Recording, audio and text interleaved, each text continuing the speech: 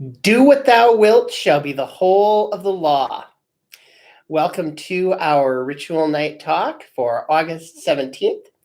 I'm Scott Stenwick, your host for these Ritual Night events, presented under the auspices of Leaping Laughter OTO in Minneapolis, Minnesota. I don't have any additional content in the description except the donation link. You know what to do with that.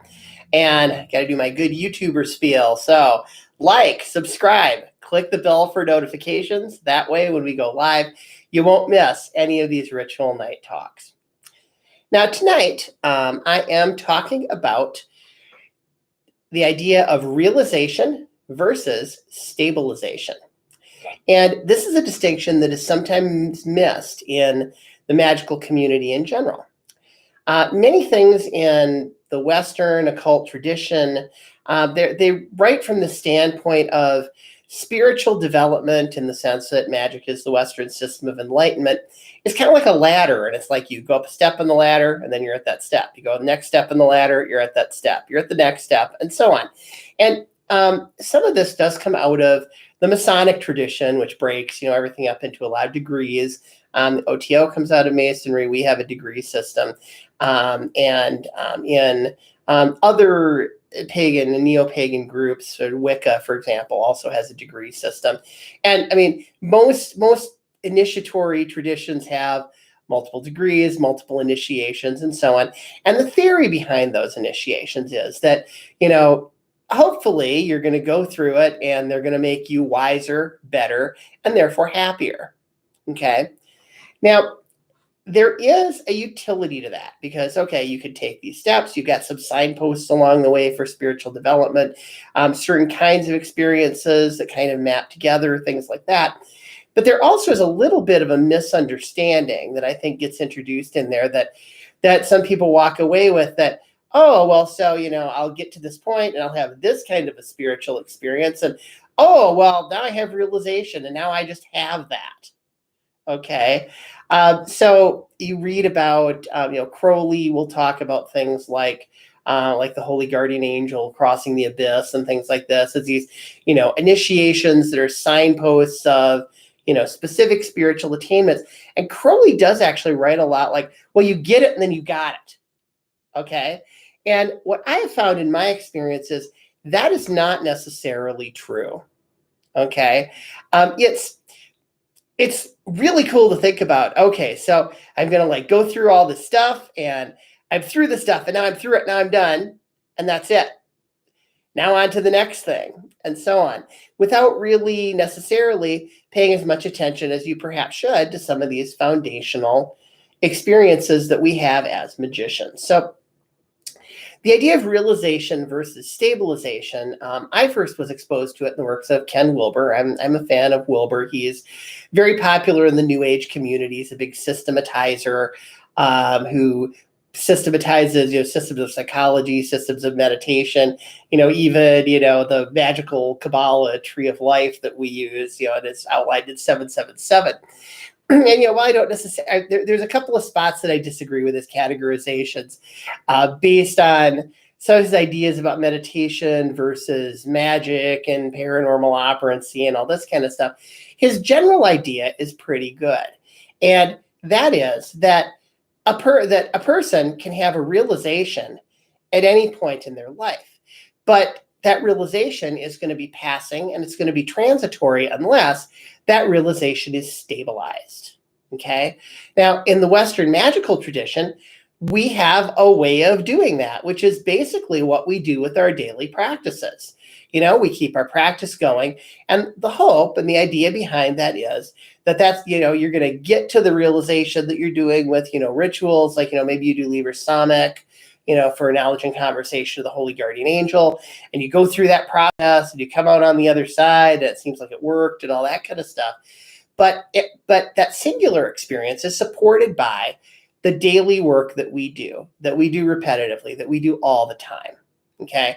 That's why it's so important to develop a daily practice regimen and stick to a daily practice regimen. Because what that's going to do is that's going to allow for stabilization of the experiences that you have. Okay. And I also want to point out that this is entirely applicable to practical magic too. Okay, what I have found is that, as you stabilize, quote unquote, higher levels of realization, because, well, it's not really a ladder. And then I'm going to get to that in a little bit. But as you stabilize these higher or, altered states of consciousness, what you wind up with is that you basically can walk around from the perspective of that realization just throughout your day.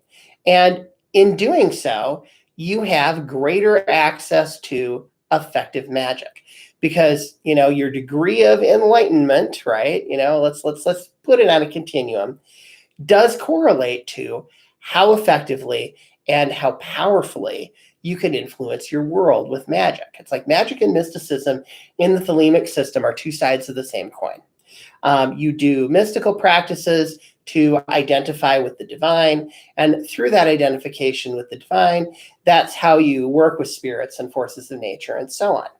And I think it's a pretty succinct statement of how thelemic magic works in that regard, because there are systems that are entirely mystical. Like, you can go meditate at a zendo, okay? And you're going to have some mystical experiences eventually. There are magical systems that are entirely technology based, like hoodoo type stuff. This is folk magic. You can just take a few things and put them together, and you're relying on, natural qualities, kind of like the practice of natural magic that you can read about in Agrippa. This goes back quite a ways. And you really aren't necessarily identifying with the divine in any meaningful way when you're doing that kind of work. You're just doing a spell and having it work. Or energy work can be like that too. You are taking chi and you're shaping it into a certain thing, but there isn't really a mystical component to that besides, you're working with the energy meridians and, the natural forces that, run through your subtle body. So, there's a paranormal component, but it's not really quite the same thing as this theurgic component that is identification with the divine. And so in the thelemic system, our magic, we do magic that combines theurgy and thaumaturgy like that. So preliminary invocation, identify with the divine, then tune the space to what we want, then cast what we want to create from the perspective of identification with the divine. Now, back when I wrote a manuscript up called Operant Magic, and that's where the operant field idea was first, written up, and much of that material has made it into my Enochian books, and some of it's on the blog and stuff like that. I talked about this idea of breaking down realization into three kind of fundamental levels. Okay, so you have personal realization. Okay, and personal realization is just basic sapience, self-awareness, just that you walk around with, every day. Babies develop that kind of self-awareness at around 18 months, something like that. And a handful of animal species develop it too. Corvids, elephants, dolphins, orcas, the other great apes, and let's see. Well, corvids include magpies. I think that's the list. And and every so often we discover a new one, like magpies. Magpies we figured out a while ago. Crows are very anatomically similar to magpies. They recently kind of worked out that, crows are like that too, which, anybody who's interacted with a crow can probably tell you, but they are smart. They have like a real kind of awareness to them. And so humans plus that handful of species have personal realization or, personal awareness. Now, the other thing that characterizes that is what I call passive frame cognition. Now, psychologists call it that too. It's like I'm using their terminology. Passive frame cognition is mostly running on conditioning. Okay, so it's the mode you're in when, you get up in the morning, you're gonna get dressed, get ready for work, get in the car, drive to your job, and stuff like that. These things that we do very automatically. And we do it so automatically that, you kind of do it without really paying attention to it. It's like, there are people who take Ambien, the sleeping pill. Some of them report things like effectively waking up and they're like driving on the freeway. Okay, just would scare the heck out of me.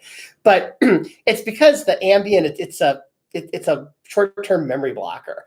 And so you didn't actually like drive in the car while you were asleep. You just don't remember doing it. And sometimes that'll happen in our lives if we're doing something really automatically. Just do it all the time. You think, okay, I walked out the door. Did I lock the door? Do I remember? Do I remember locking the door? Well, I better check. You check, it's locked. I mean, you do it so automatically, you don't really have a really strong memory of doing it. And that's passive frame cognition. You're largely being reflective and reactive to the world, and conditioning loops get triggered. Just say, hey, do this, passive frame, you just do it. Now, even for people who aren't spiritual practitioners and who aren't meditators and who don't like work in this direction or whatnot, they walk around in this mode, but this mode is not the only mode. Okay, there is also a mode called active frame cognition, and that is when you very deliberately do something. Okay, when you are in active frame cognition, you are using your will. You're saying, I am willing to do this, and I'm doing it. Okay, and that's kind of the difference. And what most people do is they walk around most of the time in passive frame, but when they need it, they turn on active frame to work their will, and then they just kind of drop back into this personal realization space of running on mostly automatic. Okay, now the first initiation of the thelemic system that is considered like a major initiation of magic is the knowledge and conversation of the Holy Guardian Angel, which corresponds to Tiferet, and it corresponds to the adept grades in the AA system. And so that stuff is all above what's called the veil of Paraketh. The veil of Paraketh of the Tree of Life, you could think of it as it's the dividing point between, well, passive frame cognition and active frame cognition, but also between what I call personal and what I call transpersonal realization. Okay, so transpersonal realization is this understanding that basically yourself does not end right at the boundaries of your skin, or even at the boundaries of your aura. It's a little bit above the skin. Instead, kind of the key way of thinking about transpersonal realization is, well, so I'm looking at this room, and in effect, the whole room is me. Okay, because actually what's going on is there's sensory information that's being pulled in through my ears, through my eyes. And what I'm experiencing is not what's actually out here. What I'm experiencing is I'm experiencing my interpretation of what is out here. And so really what I'm doing is it still is my mind that I'm interacting with. But it is a very interesting shift in perspective. When you understand that really in that perceiving sort of thing, the microcosm and macrocosm do really overlap. You have, so I have the representation of here of, something on the other side of the room in my mind exactly correlates to it. And I mean, from the standpoint, if you look at something like amorphic resonance or like some of Rupert Sheldrake's ideas around that, or you can look at it as just the principle of a similarity link in magic, where two things that look like each other resonate with each other in some kind of subtle way. And so if you could walk around all the time in that kind of realization, what you experience the world very differently. Okay. And I could say that with some authority because I do that. Okay. And I work to stabilize it. Years ago, I've operated in this mode for years. I try not to operate automatically. I try to engage my will with certainly everything important that I do. And more to the point, since I've stabilized that transpersonal level of realization, it's more like the natural state that I'm sitting in is the transpersonal realization state. But then sometimes, I will just run something on automatic if it's not very important. Okay. And so that's kind of what we're talking about here. A realization, it's cool, it's flashy, it's like, something happens, it's amazing, it like blows your mind, right? But stabilization of that kind of realization facilitates that sort of consciousness. And when you have that sort of consciousness facilitated, you have easier access to those kinds of mystical states and so on. Everything feeds back on itself that way. And the daily practice that we do supports that. Now, I want to get back to this idea that it's not really a ladder, okay? And what I mean by that is that human beings love ladders. Anything with rank or, status or whatever. People really get into that, okay? And that is a way to, incentivize people to, well, do this stuff for, our group, because what'll happen is that, you'll get, some kind of, rank or recognition or something. And I mean, we find this, throughout the various species of primates. Most primates are about this kind of social hierarchy. And so, I mean, we naturally do it.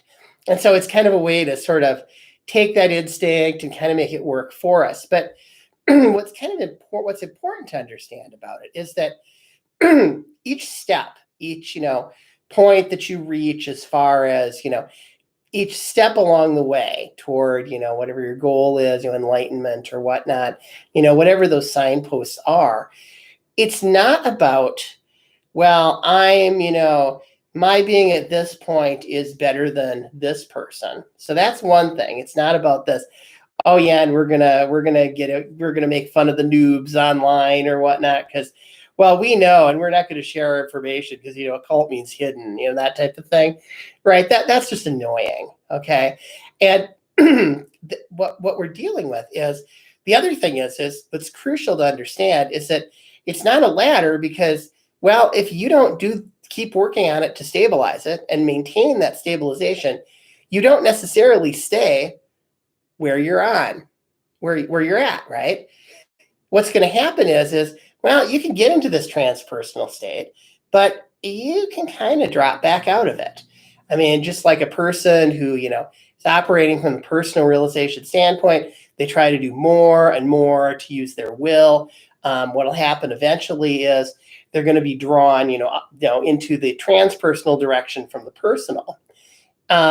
If you are in the transpersonal space, you just do a bunch of stuff on automatic. Don't worry about conditioning or whatnot. Just kind of do what it tells you. I mean, what's going to happen is that realization will eventually fade. Now, it is true that that doing it is harder than getting it back. So that's like one positive about this. So, I mean, I have experimented with, not doing practices for periods of time and, seeing what happens, and basically came away convinced that, no, I should do my daily practices for the rest of my life, because all these other things, they don't maintain themselves. They are maintained by what you do on a daily basis. And persevering and enduring is one of the greatest secrets. It isn't really even a secret of magical work. And that is, I think, the reason that Aleister Crowley, when he joined the Golden Dawn, his motto was "Perdurabo," I will endure unto the end. It alludes to this saying that gets tossed around in Masonry, apparently tossed about in the Golden Dawn, about how persistence and determination can accomplish all things. And if you endure, you endure. I mean, that's basically what it is. It's you are maintaining a stabilized state of consciousness in your life. And because of that, you can operate in that place as you go about your day. Okay. And this is this is important, because if you're going to live your life according to your will, okay, that doesn't necessarily mean that, you're going to blow off, all of your obligations or whatnot. And, I don't know, go be a hermit somewhere or something like that. Well, because that might not be your will, right? So if you're going to bring most people's wills, based on what we see happening, probably at least has a fair amount to do with, being able to survive, being able to, take care of shit, have a place to live. And I said, yeah, anyway, I'm glad that this is not made for kids. By the way, I said no on the isn't made for kids. Yeah, and I said shit there. So there we go. You got to take care of, the things around you. And it's important to understand too that, a realization is not a stabilization. And I would say that there are a lot of people out there in the magical community, and maybe even I would classify this as a danger of magic, is mistaking these two. You can have people who, let's say they have some, incredible, experience related to crossing the abyss. Okay. And you look at it, in the system, okay, it seems like it lines up and all this kind of stuff. And the abyss, by the way, is a next level up, which I call cosmic realization. And that's like the apprehension of kind of the cosmos as a whole all at once. And it's, kind of a hard realization to walk around in all the time. So generally speaking, what'll happen is you'll see, you'll operate in this, when you're doing, whatever mystical thing. And then, how you actually function is you function in the active frame, transpersonal realm, from what I've seen, or at least if the whole thing works and it endures. And that's the thing. A person can have just an amazing experience. It's initiatory and transformative, but if they don't maintain it, it can fade. And doing that, thinking you're done, not maintaining it, and finally using that as status to go on about how you're so much better and more important than other people. Okay. That is a danger of magic. And I have seen, we all see, we watch the news, right? You see cults, they'll have some, cult leader or whatnot who, maybe started out with a good idea and, that people found valuable, but then, went in some kind of, crazy, just authoritarian direction and was abusive and, did all this stuff, winds up in jail. I mean, these stories are around and they're common human stories. What those people needed to do is when they got their realization, when they figured their stuff out, they should have kept doing the work to stabilize it and maintain the realization that they had. So convert that realization into stabilization so that you don't find some of these problems cropping up in the system. And so that, and so you don't wind up deciding, oh, I'm so important, I can, abuse my followers this way or that way or whatever. That's not a good thing. Everybody is a manifestation of consciousness. Every man and every woman is a star, as the Book of the Law puts it. So, we all have individual natures. We all have individual characteristics. But fundamentally, we are stars. And each star is going to move according to what its will is. And that really is part of the key to understanding how this works. Personal or transpersonal realization might not really even look the same between, two people if they're different enough. And part of the point of it too is looking at other people and judging their level of realization isn't really the point either. And basically the point is that if you could stabilize your realizations, you could bring magic into your day-to-day life, and you could basically walk around thinking like a magician, even if you're dressed like this in my, IT consultant, business casual getup, right? You're still a magician. You have the awareness of a magician. And so you think about things like magic. You have a situation at work.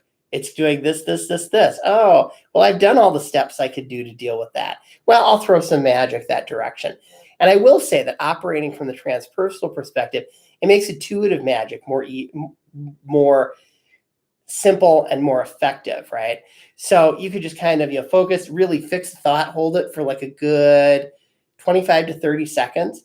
And you do need to hold it for that time. You don't want your mind to drift. You want to be able to hold it 25 to 30 seconds, just focusing completely on what you want to do. And it helps to do some kind of a gesture. And I don't know why exactly. It's that body, speech, mind thing. You're not speaking, you're visualizing, but maybe you're kind of speaking in your mind, what you want. If you experiment with that, you will find that it's more effective than you'd think it would be. You're not conjuring spirits or, you're not doing a whole lot of energy. You're doing some kind of simple energy work. And maybe that's what the gesture is about too. The bubbling wall point projects energy, and that does something with an information field or something like that.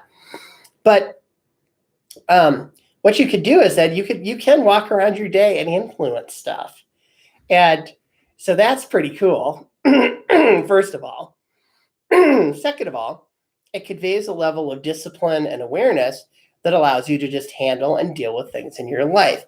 And magicians should be able to handle their mundane lives. Okay. I see people talking online, there's skeptics like, well, if you're a magician, why aren't you rich and stuff like that? Okay, well, maybe it's not your will to be rich.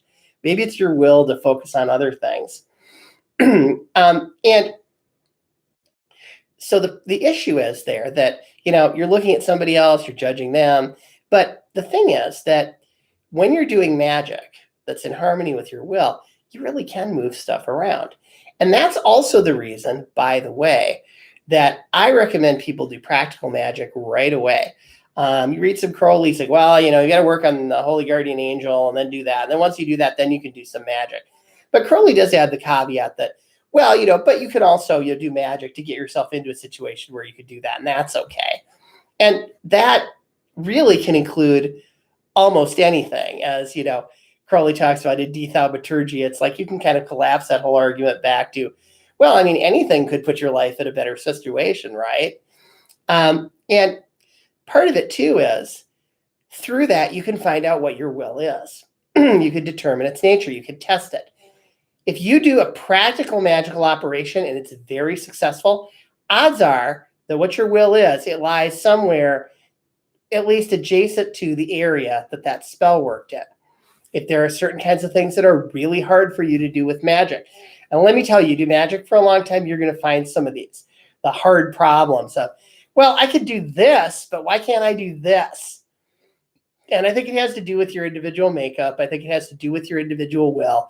And based on what your will is, you're going to be better at some things. You're going to be worse at some things. I mean, even J.B. Ryan, parapsychologist, identified, people who are better senders, people who are better receivers, and some basic stuff like that when he was doing psychic testing. And magic is much the same. I mean, when we do magic, we're really just taking our psychic abilities and we're doing standardized forms like, say, katas and karate, where, these forms have been shown to be effective to mobilize psychic ability in a certain way, instead of just intuitively just trying to kind of will something to happen, which can be done intuitively, like I was just talking about. But I find, at least, I get far better results, even after all the time I've been practicing, when I use the forms. So I do.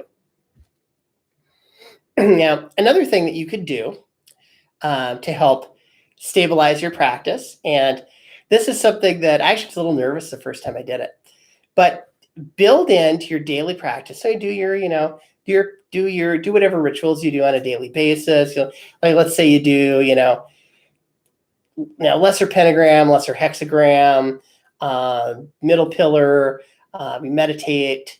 One of the things you should add at the end of that sequence is a declaration, especially if you're using the operant field. Lesser banishing ritual, the pentagram, plus the lesser invoking ritual, the hexagram. Because what you're doing there is you're blending the microcosm and macrocosm together. And if you put out a declaration into the world in that state, well, the microcosm and macrocosm are joined. So thought is going to propagate into reality more easily. And the statement that I use, that I think is interesting based on the standpoint of, individual will, what the nature is, and so on, is I say, as my statement of intent when I do my daily practice, set my true will in motion. I don't define what that is. I assume that my fundamental nature is what my fundamental nature is. And in making that declaration, the magic that I've raised in my daily practice is going to go toward making that manifest.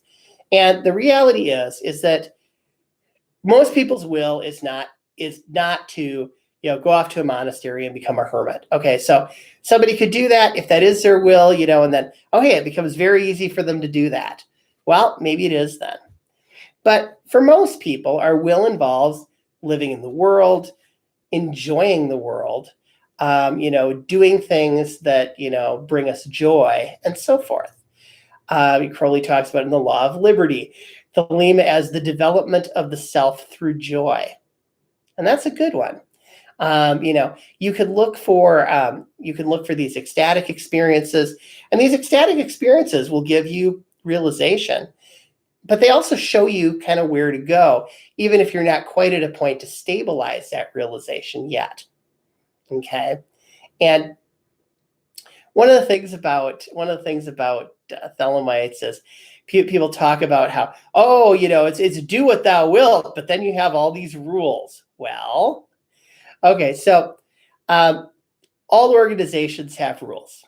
You really are not going to have an organization with just nothing, because the rules hold stuff together.